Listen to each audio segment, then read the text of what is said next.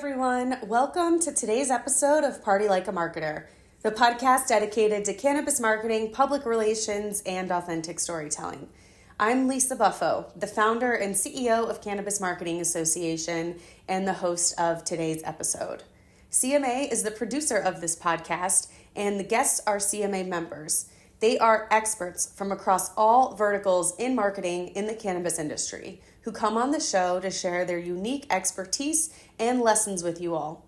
If you're interested in joining the cannabis industry or learning more about cannabis marketing, please visit us at thecannabismarketingassociation.com or visit us on social media at Canna Marketing on Instagram and LinkedIn, Facebook, and X as well. We have lots of free resources and a blog for you, including episodes on this podcast. And you can connect with our membership team to learn more about member benefits. We host regular events, webinars, and produce content in the form of white papers and downloadables to help members do their jobs better every day. And if you're interested in learning more about membership, please reach out to us at membership@marketingcannabis.org. Today's guest is Stephen Post. Stephen is a campaign manager and communication strategist with Last Prisoner Project, who focuses on implementing policy through coordinated government and public relations efforts. Stephen hopes to empower others to challenge the obstacles to equal justice in cannabis, as well as help redesign the justice system by breaking down the stigma around drug use. Stephen is a two-time graduate of The Ohio State University, where he has his BA in Political Science and Economics and his Master's of Public Administration with a focus on drug policy reform and policing. During his time at Ohio State, he worked with OSU's Drug Enforcement and Policy Center, where he supported interdisciplinary evidence-based research, education, and community outreach around the reformation of laws that regulate traditional drugs. Stephen, thanks for joining us on the podcast. Of course. Thanks for having me, Lisa. Yes. So can we first start off, tell the audience a little bit about yourself? What's your professional background? How did you get into the cannabis industry? Tell us about Last Prisoner Project, the work that you do there. But I'll let you introduce yourself a little bit more. Awesome. So my name is Stephen Post. I'm a strategic communications manager at the Last Prisoner Project, which is a 501c3 nonprofit that really helps to release those that are still currently incarcerated for cannabis and really repair the harms of the war on drugs. And I think for me, it was a very interesting journey getting to Last Prisoner Project. I've been working at the organization just a little over 2 years now. Before then, I had actually been in Ohio at The Ohio State University for 7 years, doing my undergrad and master's in public administration program there. And it was probably about my sophomore or junior year where I was really interested in drug policy. I added a pharmaceutical sciences minor and just started to learn more about drugs generally. And really my first foray into the drug policy space was more so, especially in Ohio, we were dealing with an opiate crisis and really trying to find ways that we could find solutions to improve people's lives and help them out there. And really medical cannabis was one of the things in my research that I found really provides a lot of support to folks and is a good alternative. And so really that was my transition into the cannabis space, was from trying to find solutions back in Ohio around the opioid space. And so I think it's always been in a space for me of how can I help people and how can I help them find the ways that they can improve their lives through plant medicine. And so from there, I actually worked in the private side in Ohio for a little bit as well, helping kind of set up some of the medical dispensaries in Ohio, whether it be launching with marketing campaigns or helping with their PR there as well. So I was really lucky to get a little bit of the taste on the private side as Ohio's medical market was getting set up. And then during my master's program at OSU, I worked at the Drug Enforcement and Policy Center, which is led by the executive director, Doug Berman. He's a great law professor, knows a lot about sentencing overall, and is on the United States Sentencing Commission. And I just felt like I learned a lot of valuable skills there from the research side. But that really set me up, I think, to go out into the broader space. They had some great connections. Doug actually still serves on Last Prisoner Project's legal committee. And so he was the one that kind of told me about LPP and their mission. And it really aligned, I think, with overlapping some of my policy and research skills with my advocacy skills. So I was actually the president of the Council of Graduate Students while I was at Ohio State, representing over 13,000 graduate level students, was really involved just on the city level. Sorry, are you hearing those beeps? Is that okay? I didn't know if you're hearing the notifications. No, Okay, cool. Just want to make sure. you're good. But yeah, I was doing a lot in the city level there. And so I really think Last Prisoner Project was a perfect place for me because it allowed me to combine some of my drug policy skills with some of my communication and advocacy skills. And so it's been a great role for me. Some of the things that it looks like to be in my day-to-day job really runs from social media. So making sure we have all of our postings across different platforms every single day, our press relations. So anything as it relates to dealing with journalists or media or op-eds or anything that we might want to write about or expand upon on our policy side from an external standpoint is really what I do. And I get a lot of support from our policy team. I'm very grateful for the LPP policy team because they really truly are some of the best experts in criminal justice reform and where that intersects with cannabis policy. And so I feel very lucky with the role that I have at LPP because it also allows me to talk with our constituents on a daily basis. And that's something for me that I have found to really be one of the most impactful experiences of working at Last Prisoner Project is getting to speak with not only these individuals that are still currently behind bars, but their family members and how it's impacted them and really the ripple effects that the harms from the war on drugs have caused. And so really, I think coming into my third year at LPP, I'm really trying to focus on continuing to uplift their voices and making sure that they're really the center of our narrative and the center of all of the work that we do. And so I'm really excited about all the campaigns and things that we have coming up that really incorporate some of their voices, and happy to talk more about anything that I do at Last Prisoner Project. So. Yeah, thank you. That was very thorough, and I'm excited to get into it. And for me personally and CMA, our first intro to LPP was 2020. It was around the pandemic, and I was introduced to Mary, your executive director, through a mutual colleague and friend. And that year, I started corresponding with Corvain Cooper in letters. And this was when he was still in Louisiana, and he ended up getting pardoned. It felt like a miracle, but there was definitely a lot of work that happened behind the scenes by the former president right before he left office in January 2021. And Corvain has since, like, I've met him in person. He spoke he keynoted our summit last year. I see him out at events, and it's just been so cool. I was actually cleaning my office this week and came across those letters, but it's been so cool to just see how much his life has changed through your work, and how much change can be possible with dedication and thought put towards it.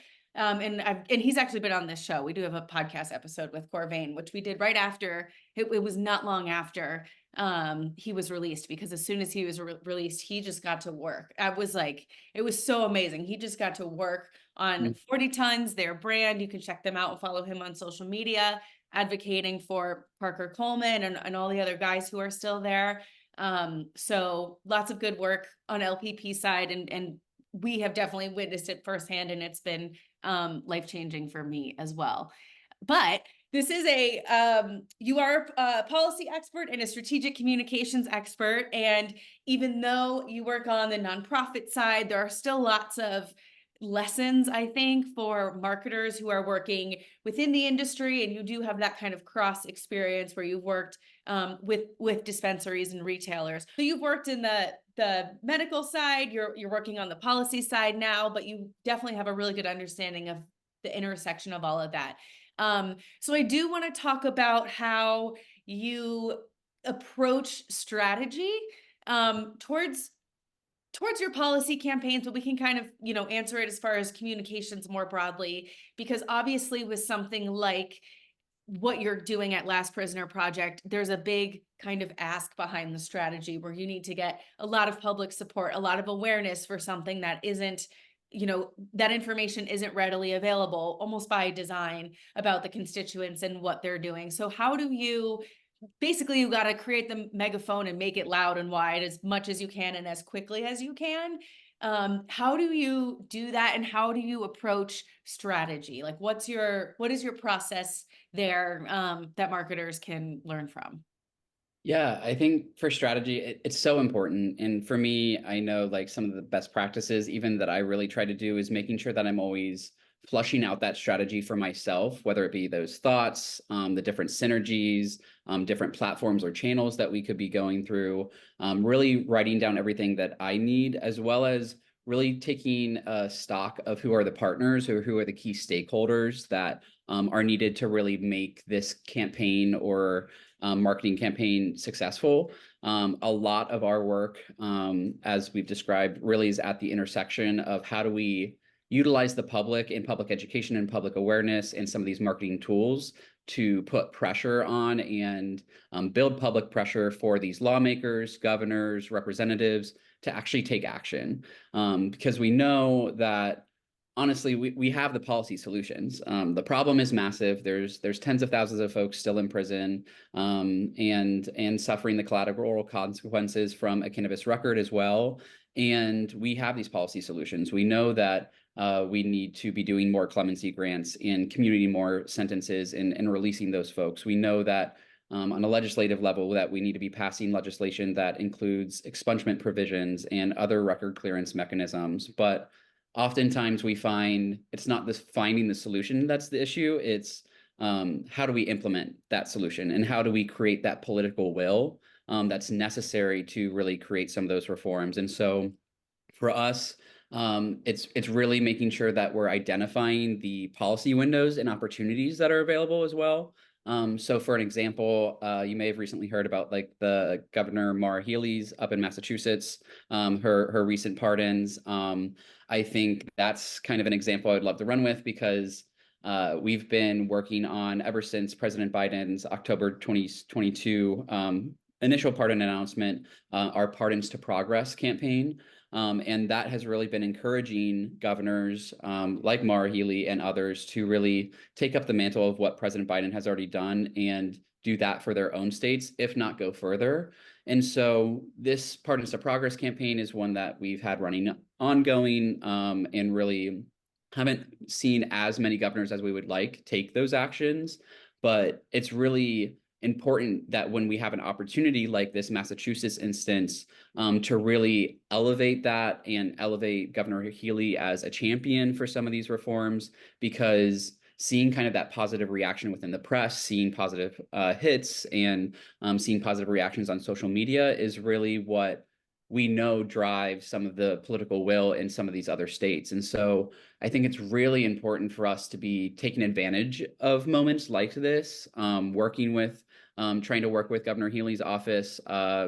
We also have a Pen to Write History program, which I'll talk a little bit further on in the program as well, where we're hoping to get this pen in her hand that she'll actually sign these pardons, and really write history in the state of Massachusetts. And I think all of these framing and marketing pieces is really important when presenting these options to a governor or to a legislator, because they want to see that the work is there, the public support is there, that the solution, that everything's dotted and T's are crossed, before they really like go on and push that out publicly and support it. And so I think there's a lot of different aspects to these campaigns that you have to think through. And that's why I think it's really important to make sure you're flushing that plan out in some type of go-to-market strategy, consulting with advocates on the ground as well. I think that's, especially in the policy space, very important, because you have these state legislators that are the key stakeholders that you'll need votes for. And so I think it's just a matter of really corralling a lot of these stakeholders together and making sure that you have a plan of how you're going to interact and engage with all of them. So again, you're heading into this strategy with multiple channels, multiple options, because you're likely to have one of those fail, or not be as successful as you would like. And so I think it's definitely important to kind of diversify that strategy as well. So Thank you for that. But I'm hearing a lot of good things. So I like how you also mentioned you create these as campaigns, like what pardons to progress and what did you say? The Pens pen to to write history. Yeah. yeah. It's like you created names around them, and also identified. So when you say policy window, do you mean like can you define that a little bit? So Biden makes the announcement October 2022. It like does that create a window and say okay now let's do this and because we can ride the heels off of that, or is there a more of a specific like I know there's there's certain times when laws are made, there's certain times when they're not, but can you just define policy window a little bit more? Yeah, for sure. That's definitely one of our terms that I learned in my public administration classes. The policy window is really anytime that you have that opportunity or think you have that opportunity to really push and make progress. Because, like I said, oftentimes the solutions and things are already there, but it's really a matter of when you can push. So, like you said, back when President Biden made that first announcement in October 22, we went to all of the governors, did mass kind of a letter campaign, sent each governor a letter providing them with background and info of what President Biden said, what they should be doing, not only granting pardons, but again, also taking that a step further and actually commuting the sentences of folks that are still behind bars within their states, because those are the folks that are still experiencing the most harms. But that policy window is really anytime that that opportunity comes clear and more of these things align. So that's really why like the Massachusetts one is such a strong opportunity because we've already been talking about pardons to progress. A lot of media pressure has been building around President Biden, doing more with his pardons as well. And so it's really multiple lens or layers are all kind of colliding at the same time frame. And so really wanting to try to utilize that moment and that pressure to really push forward the movement is what we find is really important. And I think another example of that is the 420 Unity Day of Action that we're planning in DC. It'll actually be happening on 418. But we know in a presidential election year, all of the focus is really on these candidates and wanting to really continue to build off some of this pressure from the descheduling, rescheduling discussions, and all of his initial reforms, I think will really come to a head at 420. And so we're almost trying to create a policy window there for Yeah. him to almost offer it as an opportunity because as soon as 420 goes by, I unfortunately think the policy window will also close relatively quickly because it's just going to be general election information and we're going to be in full election campaign mode for them. And while I hope the issue will still be front of mind across the campaign, especially in mainstream media, I just know it won't be as strong as it will be up through 420. Yeah, that makes sense. And you're just using different language, but this is exactly what marketers do. They identify windows and opportunities. They try to get folks to take an action. And sounds like for you, that could be writing a letter or applying public pressure or asking something. And, maybe in the private sector that's making a purchase or look at these services, but it's the same conceptually as far as creating messaging, launching campaigns, and trying to get an action out of that. So yeah, well, first of all, how can we help? As of now, it's March 19th. So this will be released a little bit, probably next week, but it'll be released before 420. But what can the audience do to help in this window? Yeah, so we have a full website. I'll definitely share that with you, Lisa. And really just encouraging folks to sign up to participate. We would love to see folks in DC for that lobby day on 418. We're really working with a number of different organizations from Drug Policy Alliance, M4MM, all of these traditional advocacy and industry organizations. And really trying to create a sense of unity that this is the time for us to take action. And so even if you can't come with us into DC, I think uplifting the action generally is definitely something folks can do. We have resources on our 420 website that allow you to share social media posts, really continue to help us build that pressure on President Biden. There's been a lot of comments that he's already said no one should be in jail for cannabis. And even just last Friday, the VP held an event at the White House I know many folks were paying attention to around these pardons and clemency pieces. And I think it's just going to be important to utilize those developments that have been positive and continue to grow And so anyone that can really share those pieces and direct folks to the Unity Day of Action is extremely helpful. And I think we'll continue to have other live streaming options so folks can see what's happening on the day of. And we're also encouraging folks to take lead up actions. So we actually have one we're doing in about 10 days now. Yeah, March 27th in Oakland with Supernova Women and Drug Policy Alliance.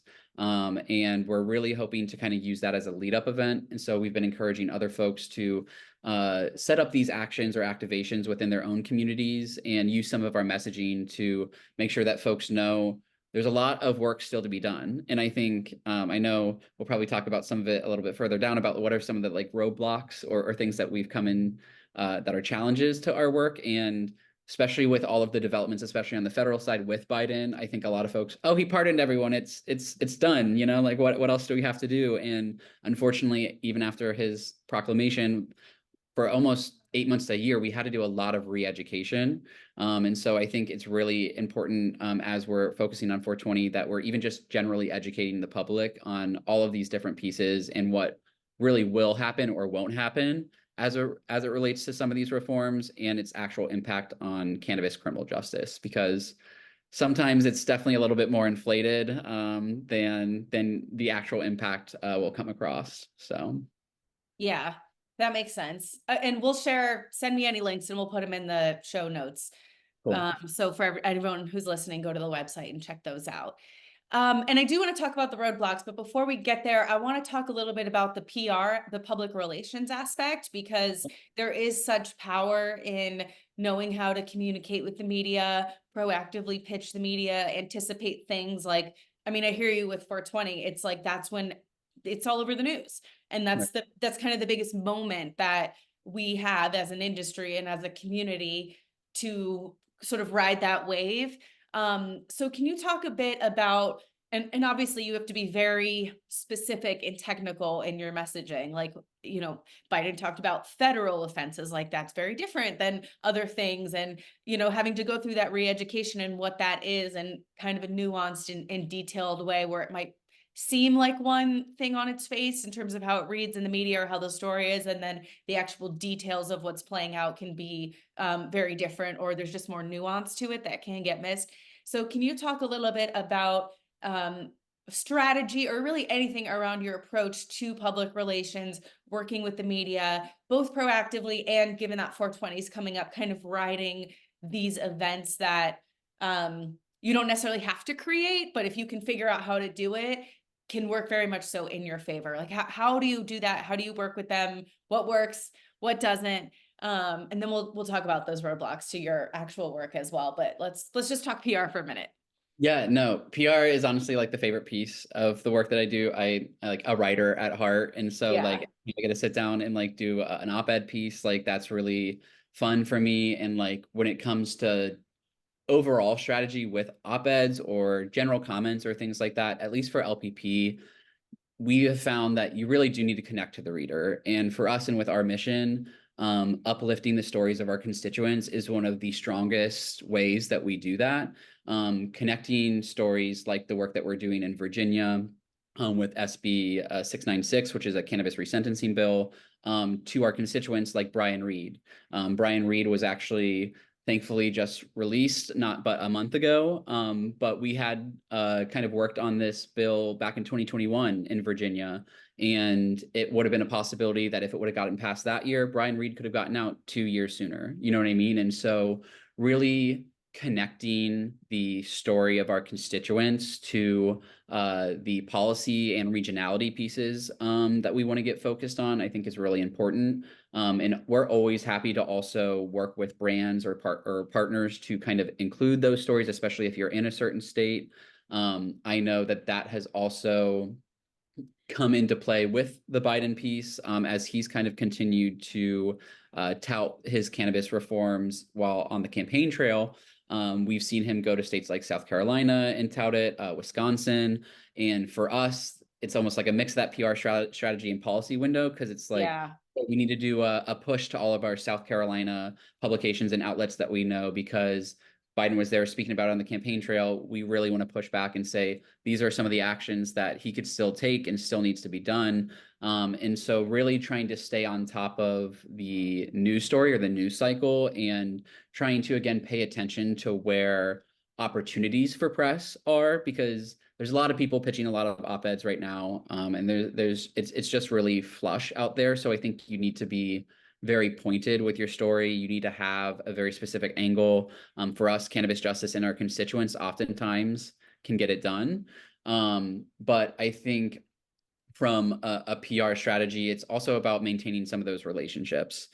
We work with a press agency, Press Here, as well as get support from Nice & Co., which we're super grateful from, both of those groups, and really relying on some of those folks' expertise, but making sure that as we are pushing out these articles, that we have some type of CTA or broader strategy that it's connected to, because yeah, it's great if we can get a hit that has LPP's name in it and people get connected to us through that. But really, a lot of the work that we're trying to do and that I try to do is how can we utilize this moment to get a press message out there that really adds to or progresses some of our campaigns, or might sway a state legislator in that state to change their mind around cannabis reform. And so I think it's really important. I think framing, like I said, is super important. Even things off of like the State of the Union address. I know a lot of folks were trying to pitch things or take different angles with President Biden's mentions.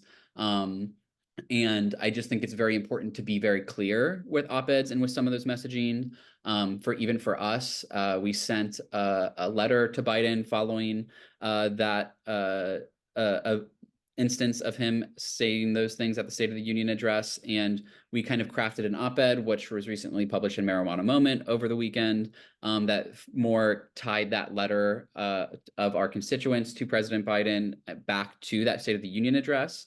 But we actually had kept that op-ed separate from another op-ed that was much more around federal expungement and some of the needs of the legislature or Congress to actually take action following President Biden's, and making sure that, again, those are two distinct messagings. And so we're still trying to work to place that expungement op-ed, but I think it's really important that you don't overcrowd that op-ed or overcrowd the messaging either, because you don't want to overwhelm reporters or their publication staff, because they're just going through sifting through so many things. You really want it to be super straightforward. And so that's at least a lot of the strategy as it relates to kind of press releases or press relations that I try to employ. So yeah, so what I'm hearing you say is know your messaging, be very clear in it. Also kind of pick your battles, or just like here's what we're going to accomplish with this. yeah. And then you're doing thought leadership that is tying together the policy and the stuff that you have to digest with the human element in the human story, and connecting emotionally with that audience, that reader, that reporter, that lawmaker. And if you can kind of do that all together at the right time, that's really how you can see change and see actions. And doing that repeatedly over time seems to have a bit of a compound effect. Like Yes. the more you're doing it, the more support you have, the more time goes on. In theory, it gets like a little easier, or the pressure, ramps up, and you're sort of able to achieve those goals in a faster way and an easier way. So because I know with policy for sure things take time, and it can be frustrating, and in marketing too, but that the sustained effort over time really does pay off. And I know I've seen that with your work, and it sounds like that's what you guys are doing, and it seems Yeah. very informed and like it's working. Well, yeah, exactly. And like I said, like if we're doing all of those things on a daily basis and making sure that our brand is strong, our brand representation is strong, it makes it a lot easier for me to go to someone like Massachusetts Governor Healy to like join us in this campaign, because she sees the work that we're doing. She knows that we can provide her positive energy and feedback and press. And so I think that is really a crux of not only like the PR strategy, but it's important for your brand, because people are looking for those aspects when going into a partnership or something with you. So And I forgot to ask, can you define constituents for the audience in your own words? And then can you talk about some of the success stories? Because I know you've had several, and it seems to be like, I feel like I'm seeing them more and more now, which is so good. But can you just define that and speak to who some of those folks are and what's happened? Yeah, so constituent specifically just refers to anyone that Last Prisoner Project helps support. So we support in a number of ways, most strongly in our legal program or our Cannabis Justice Initiative, as it's called. And that's with the National Association of Criminal Defense Lawyers. We provide pro bono legal support for our constituents to help them through the judicial process of submitting like a compassionate release motion or a clemency application. Things like that. But we also consider our constituents anyone within our advocacy program. So providing commissary, folks that are on our letter writing roll call, making sure anyone gets a reentry grant upon their release. And so anyone that really receives support from LPP is what we consider our constituents, including those that have received support and are now thriving in the future. Like we believe the whole LPP family is all of those folks are constituents. As you mentioned, like Corvan Cooper, it's great to see all the work 40 Tons is doing. Dante West is an LPP employee that was previously incarcerated and has his own brand and owns a dispensary as well. His story is actually really cool because he helped release Kyle Page, who you may have heard about. He is in the cannabis industry now, preparing for a license, and he was actually one of Dante's bunkmates, and he helped get him out. And then it was really cool because both Dante and Kyle worked on one of our New Jersey campaigns to help get Humberto Ramirez released, which was amazing to see. These folks are not only able to do the path and take the path that they want to after being released. And we try to provide support via scholarships with folks like Oaksterdam or the Trichrome Institute to make sure that they're set up to do those things. But I think a lot of success stories have really come out from our constituents who also want to not be done with this work. They feel a need to help those that are still behind bars. My colleague Stephanie Shepard, who's our director of advocacy, who folks may have met as well. She served 10 years. She really is just a great speaker and really knows how to help support those folks that have been released and are on their way out. And like something I've definitely underestimated is as part of those wins, like reentry is hard. Reentry, coming out of prison and re-entering your community, reacclimating to life is really hard. And I think even just having someone there from the LPP team that has gone through those things and knows how to support those folks, I think is super important. We've had tons of other wins. You can definitely check. A lot of those are out on our IG feed or on our blog posts. Harold Thomas was recently released in Ohio. We were really excited about that, especially after Ohio legalized in November. It was like, let's get this guy out. It's so important to make sure we're doing those things. And we've had other great success stories that have done amazing things. Like Michael Thompson is one of our top success stories. Granted, he was released back in, I believe, early 2021 now, but he has his own Michael Thompson Clemency Project. And really to be able to see that our legal or advocacy support or just that reentry grant was able to help support or start up some of these amazing things that our constituents are now doing in the industry and in the criminal justice reform space is just that's the wins that I see are most impactful, because it's our work now having a chain reaction effect to others. And so I think it's so great to see some of these wins. We've definitely had some wins on the policy side as well. AB 1706 in California has cleared over 13,000 records that were in a backlog. We still have about half of those to go, and fighting every county that tries to put up a barrier in the way. But it's also very interesting to identify what a win is, because oftentimes the criminal legal system is very slow, very resistant to change.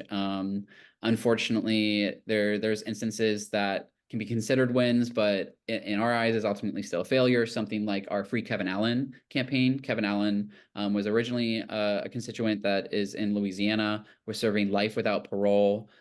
We were lucky enough to win on our judicial case and get his sentence reduced to 35 years. but 35 years is still ridiculous for having only $20 worth of cannabis on him each times. And that's what those are some of the things that we're up against is like things like habitual offender laws when you've only possessed a small amount, but it's the third time they're able to tack on years of prison to your sentence. And so it's even those small wins that encourage us to keep pushing forward as well. So Yeah. Well, this is probably a good time to talk about those roadblocks then. So what are some of the things that come up in your work? How do you overcome them? Yeah, we'd love to hear about that. yeah, for me, one that's always present is just myself as a one-man marketing team, basically on the LPP side, running all of our comms and communications. It's really making sure that I don't either overextend myself or over promise to a team, especially in a partnership. I think something I've realized, especially from my earlier days, it's much better to hone your strategy in on things that will really know that you can make some really impactful actions with, or those measures of success are really going to be able to take hold. And so making sure that you have a kind of realistic understanding of what you can actually get done and achieve with a campaign is I think really important. And that's why I think consulting folks on the ground or other partners is really important to make sure that you know where their bandwidth is and what their expectations are. But I've caught myself sometimes being overextended and knowing that I can't always deliver as much as I wish I would like to. But I think that's much better to have that conversation on the front end rather than halfway through a project or through a campaign that might not be performing as well. So I think that's definitely something to be thinking about. I think knowing, as we've talked about, this policy window of action, it's hard to know when it actually is, but you can feel it. And so really getting a sense of when to make that push, whether it be for us, like those policy pushes, or for others, whether it be a purchasing push or a sales offer or something like that. I think it's really important to know when to kind of activate quickly or activate more. And that's even something that we're doing. I mentioned our Virginia campaign. This is one of our first resentencing bills that's gotten fully passed and is now sitting on the governor's desk.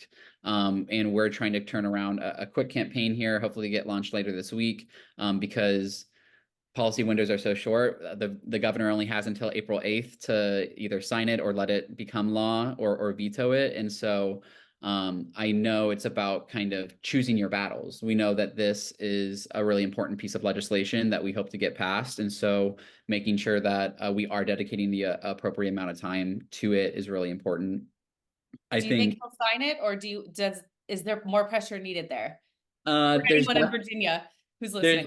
Yes, there's definitely more pressure needed. We will be coming out with kind of like an action network where folks can send a letter to the governor calling for him to either sign it or just at least let it become law. Unfortunately, he has already vetoed one cannabis bill, which was like a parental rights bill, which had even more unanimous support in like the House and Senate of Virginia when it got passed than like our resentencing bill. So there are some indications that it might not be the strongest outlook for passage, but even then, there's still opportunities in Virginia to look at after that veto. There's legislatures, if there's enough support, you can override that. So it's again almost transitioning. What does that action campaign? How can we engage voters to continue to build off that momentum and not just let that campaign die once the veto happens? So I think that's really important. I think that piece of education and re-education, as we've already talked about, is one of the biggest barriers and biggest roadblocks because, as I mentioned with President Biden, a lot of folks didn't know what a pardon was. A lot of folks thought, oh, he pardoned everyone, so that means that they're out. But really, not a single person was released from prison as a result of those pardons. They're all older records that were just kind of cleared, and cleared's not even the right word because unfortunately you have to educate on that too. It only provides relief, and it's basically like you can show this certificate to folks like this has been forgiven. It shouldn't be considered in any of these processes anymore. But like folks can still find that record. It's still available to be seen.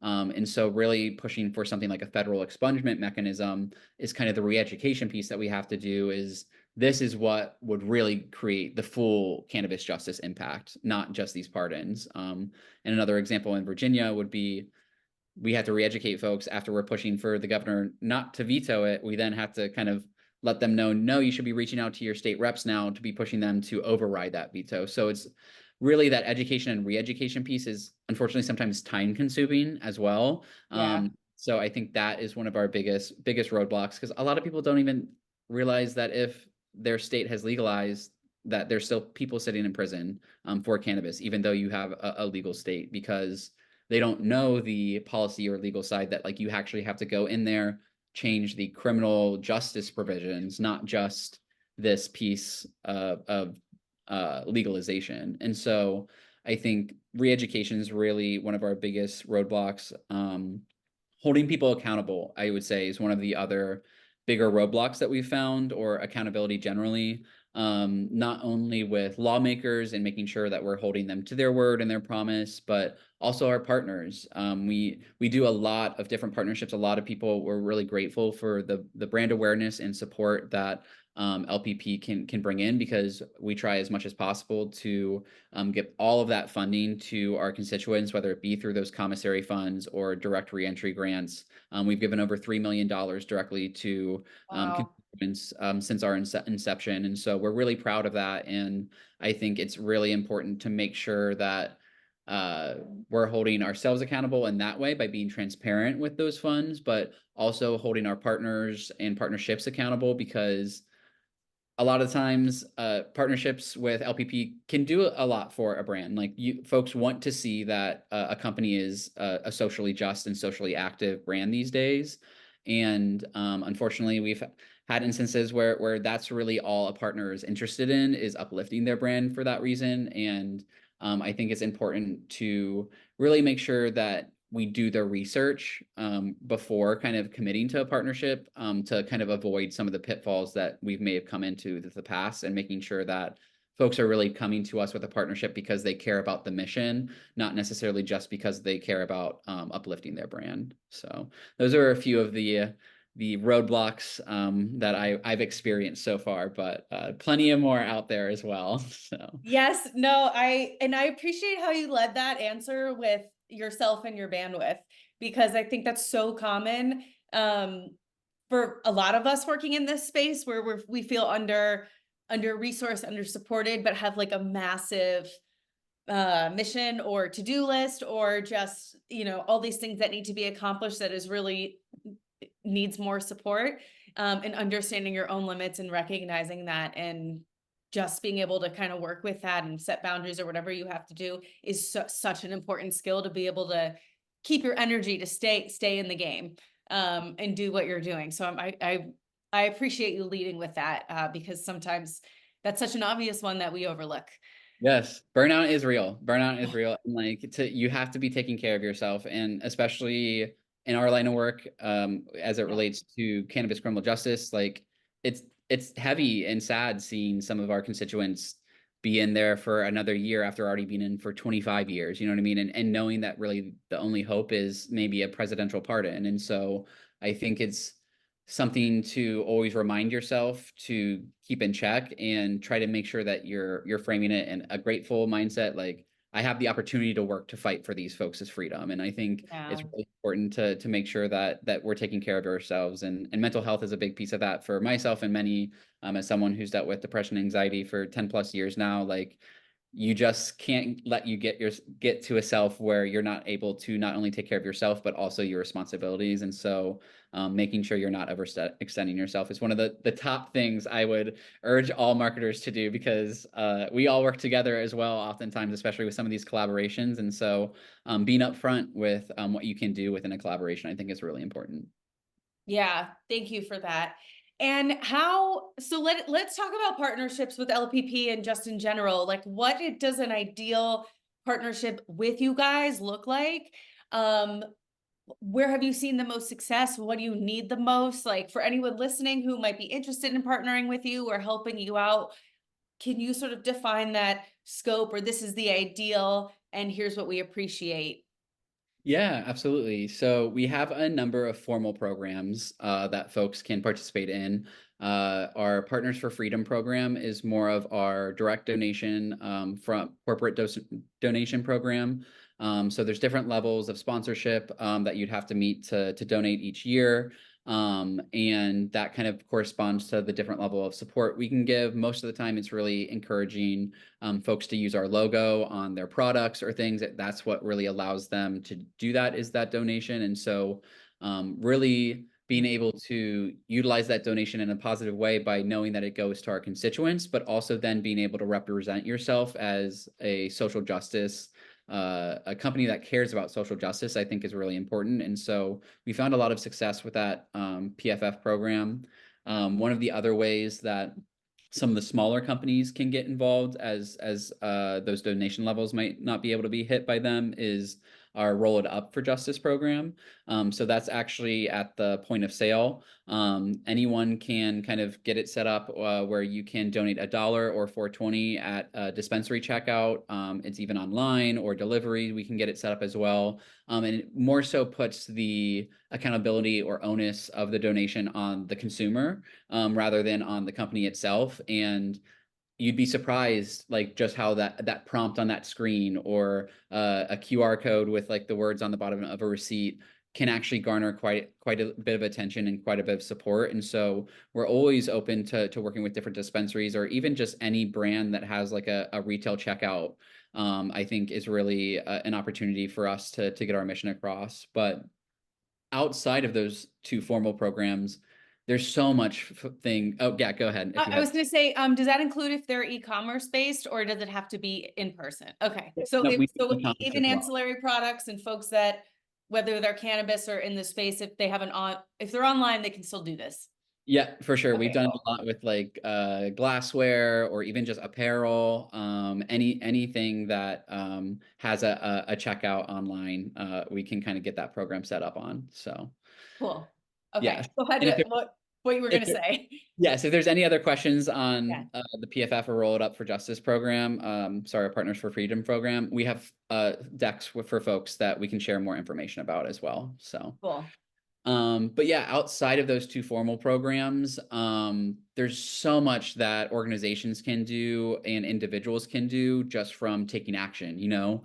I think one of the most underrated programs that we have that folks don't realize is so impactful is our letter writing program. Yeah, You don't realize how much a message of hope means to someone behind bars, especially if they aren't someone that has family support or people sending them letters. We especially do it around like the holiday time, our holiday letter drive. We run each year because it's so important to let folks know that we're on the outside fighting for them. Because it's really important and helpful to get someone to stay positive through that time until their reentry. And we've often found that folks that do receive a lot of letters feel like they're in a better place to come home and reenter their community. And so things like that are important. Taking action on our campaigns. So like our Pen to Right History campaign and Pen to Pardons to Progress campaign, there's Action Network sign up letters that you can automatically send a letter to your governor in under 30 seconds and to President Biden kind of saying, please take President Biden's advice, do these pardons, but also take these commutations. And then our letter with Pen to Right History follows up on that, basically saying, I just sent my letter to the governor telling him to do what you told him to do. Now here's some more info of what you should be doing, President Biden. And so I think there's really easy ways that folks can get involved. Even just education, as I talked about, that's such an important piece of our work. Sharing things like our State of Cannabis Justice Report, which recently came out in last October, which really outlined where each state is at in terms of their cannabis justice policies, whether they have a pardon program, have they initiated sentencing or resentencing programs, have they cleared the records of folks within their state, have they legalized? Just knowing that info and being able to provide that in your family settings and your community settings, or with, yeah, especially as a marketer, with the dispensaries you're working with the brands that you're working with, we found a lot of success in providing that info in dispensaries. So each state has like a report card and ranking how they've done and putting those state report cards on the back of like a little info pamphlet within a dispensary has drawn a lot of eyes, and folks want to know how their state is doing or what's going on. And so I think there's a lot of different options for help and support of us. And even like I said, our 420 piece is still ongoing. We'll have a lot of different opportunities for folks to get involved from now until 420, whether it be learning more on a webinar, taking action by sending a letter to Biden. I think there's just so much there, and we have all of those different actions on our Take Action page. So we really compile all of those into an easy list so folks can do as much as they or as little as they can. So yeah, and that is so powerful to also be, I'm sure many of us who work in this space are the go-to person for their community when what brand should I buy? What retailer should I go to? Is CBD like legit? Where you become sort of that info source, and to be able to add that layer is really awesome and important. And I also want to advocate for anyone who might be hesitant about writing a letter, because I was too. And when we did the letter writing campaign, Mary was so helpful and she was like, you might feel, what am I going to say? Like, talk about my life, how that must feel so, not in your face, but like, how is that relatable, or almost feel rude, like to put that in a letter. But she just very much so encouraged us, like, you're just getting to know this person, talk about your life, talk about your hobbies, talk about your interests, talk about what you do. And I did that with Corvain, where I just said, here's the things I'm interested in. Here's some trips I went on. I printed out pictures. And once you kind of get through that hump, you're just building a relationship, just like you would, whether you're having coffee with somebody or, meeting somebody on Zoom for the first time or out. And that is so powerful. And to be able to do that is, just can really mean a lot and can really be beneficial for both sides. So just anyone who might be on the fence and think, well, what would I even say? Your guys' material is so helpful because it actually has prompts for that and kind of talks you through that process. But it might be a bigger deal in your head than it actually is when you start doing it. So I gained so much and was so happy from that process. So yeah, just a boost for anyone who's maybe considering it or had their brain start to give some defense.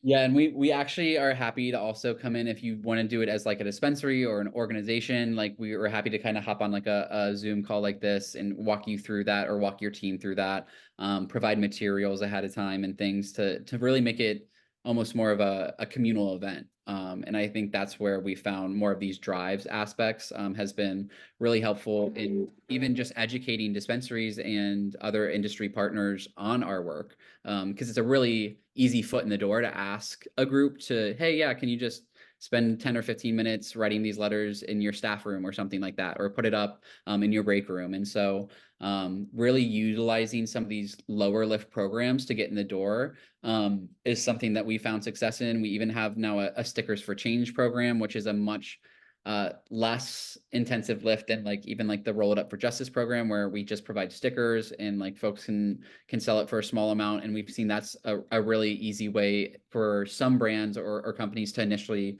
kind of get involved with us, because they might not have the ability to be involved with the Partners for Freedom program, but that these smaller actions, the letter writing, the stickers, signing petitions, they're all impactful and they all help our mission.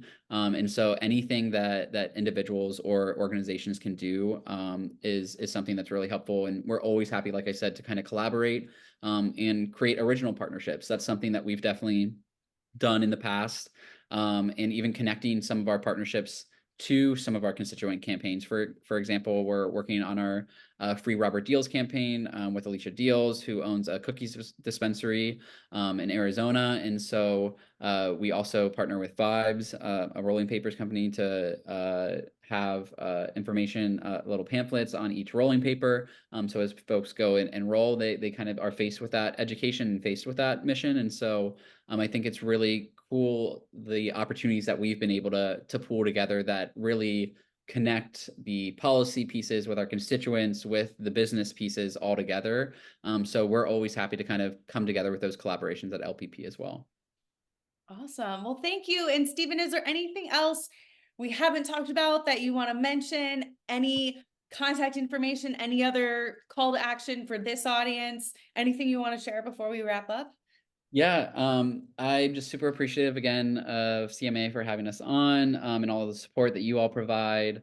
Anyone that's interested in learning more about partnerships or the communications work that I do, you can feel free to reach out to me at Stephen with a PH at lastprisonerproject.org. And visit our website, lastprisonerproject.org/take action. As I said, and I'll share all these links with Lisa as well. That so she can put them up. But that is really our housing of everything that we have for folks to do. And really just encouraging folks, if they can, to come to 420 in DC. It'll be a great time. Really great energy advocating for cannabis justice in DC with Congress folks and President Biden. We'll have families of those that are still currently incarcerated there. And so I just think it'll be a really powerful event, and hope to see everyone that can make it out there. Yeah. Thank you, Stephen. I really appreciate you taking the time to join us today. Yes, of course. Anytime, Lisa. Happy to be on. Thank you, everybody, for tuning in. Please subscribe to this podcast. We're also on YouTube, where you can see the video version. And if you'd like to connect with the CMA community, please visit us at thecannabismarketingassociation.com or on social media at Canna Marketing. You can also sign up for our newsletter on our website to stay up to date with new episodes, tools, insight, blog posts, and more from the CMA community, and hear from our members. And if you're interested in learning more about membership or becoming a guest on the show, please reach out to our team at membership@marketingcannabis.org. See you next week.